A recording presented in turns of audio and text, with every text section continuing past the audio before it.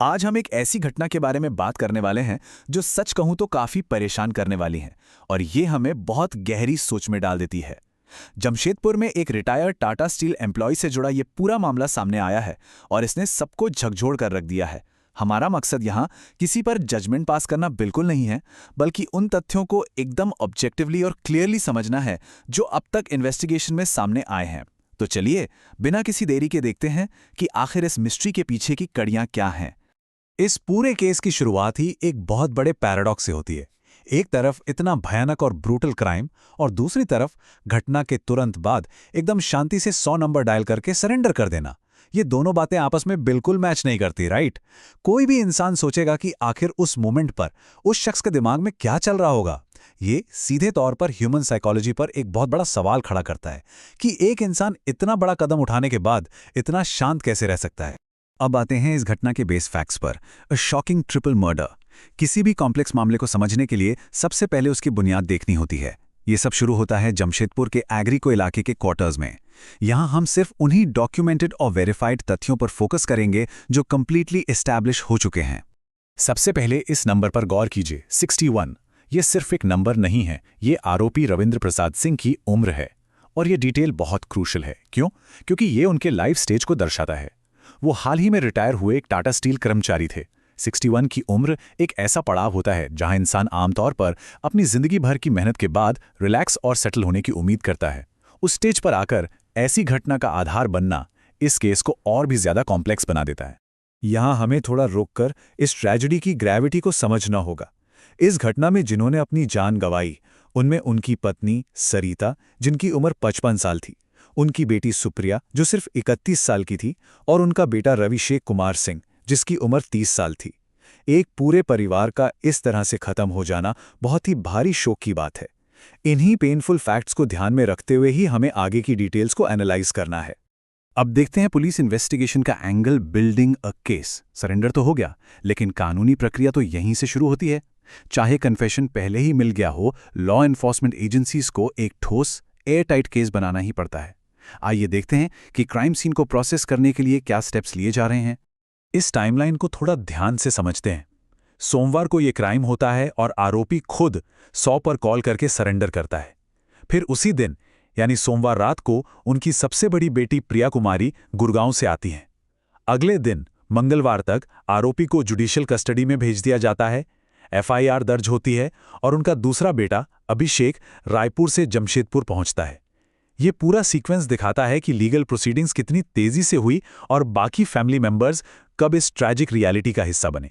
अब कन्फेशन के बाद भी पुलिस एग्जैक्टली कर क्या रही है? उनके 3 मेन स्टेप्स हैं। पहला, आरोपी और विक्टिम्स दोनों के कॉल डिटेल रिकॉर्ड्स यानी सीडीआर को डीपली स्कैन करना। दूसरा, फाइनेंशियल एंगल्स चेक करने के लिए आरोपी के बैंक अकाउंट्स को थरोली एग्जामिन करना। और तीसरा, एफएसएल यानी फोरेंसिक साइंस लेबोरेटरी टीम के जरिए क्राइम सीन से फिजिकल एविडेंस गैदर करना। एक प्रॉपर इन्वेस्टिगेशन ऐसी ही होती है जो सिर्फ बयान पर नहीं बल्कि सॉलिड साइंटिफिक सबूतों पर बेस्ड होती है। आगे बढ़ते हैं सर्वाइविंग फैमिली से मिलने वाले क्लूज की तरफ। The psychological context. यहां से इस केस का रुख बिल्कुल बदल जाता है। फिजिकल एविडेंस तो है अपनी जगह, लेकिन आरोपी की मेंटल स्टेट क्या थी, ये समझने के लिए उनके बच्चों की टेस्टिमनी सबसे बड़ा रोल प्ले करती है। 34 साल की प्रिया कुमारी और 32 साल के अभिषेक का आना इस इन्वेस्टिगेशन में एक नया और बेहद इमोशनल पन्ना खोलता है। सोचिए, ये दोनों अपनी लाइफ के सबसे डार्क फेज से गुजर रहे हैं, लेकिन घटना से ठीक पहले उनके पिता का बिहेवियर कैसा था, इसकी क्लूज इन्हीं के जरिए मिलती हैं। इन्हीं के स्टेटमेंट से हमें उस साइकोलॉजिकल स्टेट का पता चलता है जो एक्चुअल में वहां चल रही थी। प्रिया कुमारी ने जो बताया वो वाकई शॉक करने वाला है। उन्होंने बताया कि कंपनी क्वार्टर्स खाली करने के बाद उनके पिता के पास मूव इन करने के लिए अपना कोई घर नहीं था और इस वजह से वो अपनी फ्यूचर को लेकर एक्सट्रीम एंग्जाइटी में थे। पिछले 2 हफ्तों से उन्हें ठीक से नींद नहीं आ रही थी और लास्ट वीक ही उन्होंने इसके लिए एक डॉक्टर को भी विजिट किया था। ये पॉइंट कंप्लीटली हाईलाइट करता है कि रिटायरमेंट के बाद का ट्रांजिशन और घर ना होने की इनसिक्योरिटी किसी इंसान पर कितना मैसिव मेंटल प्रेशर डाल सकती है। इस मेंटल स्टेट का एक और डिस्टर्बिंग एस्पेक्ट तब सामने आया जब बेटा अभिषेक सिद्धगोरा पुलिस स्टेशन में अपने पिता से मिलने गया। रिपोर्ट्स के अनुसार ये मुलाकात बेहद छोटी थी और आरोपी ने अपने ही बेटे को वहां से चले जाने को कह दिया। जिस वक्त फैमिली को एक दूसरे के सहारे की सबसे ज्यादा जरूरत होती है, वहां ऐसी दूरी दिखाना ये साफ प्रूफ करता है कि आरोपी का साइकोलॉजिकल बैलेंस कितना हिल चुका था। इस एक छोटी सी इंटरैक्शन ने सिचुएशन को और भी उलझा दिया। और अब हम आते हैं इस एनालिसिस के सबसे कॉम्प्लेक्स हिस्से पर, द अनआंसर्ड क्वेश्चंस।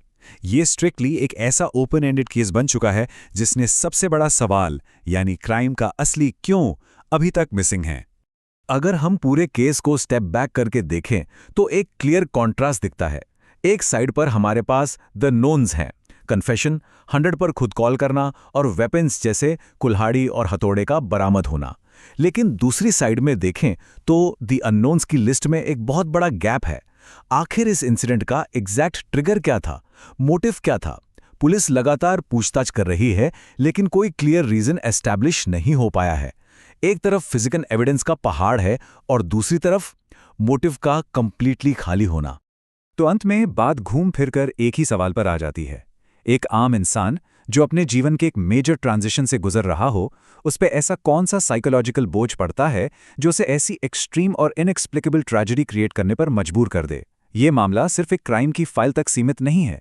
ये ह्यूमन साइकोलॉजी, रिटायरमेंट के बाद आने वाली इनसिक्योरिटी और एक पूरे परिवार के बिखर जाने पर एक बहुत गहरा सवाल छोड़ जाता है। आखिर ऐसी कौन सी कंडीशन होती है जहां इंसान का दिमाग बिल्कुल स्नैप कर जाता है? ये वाकई में बेहद सोचने वाली बात है।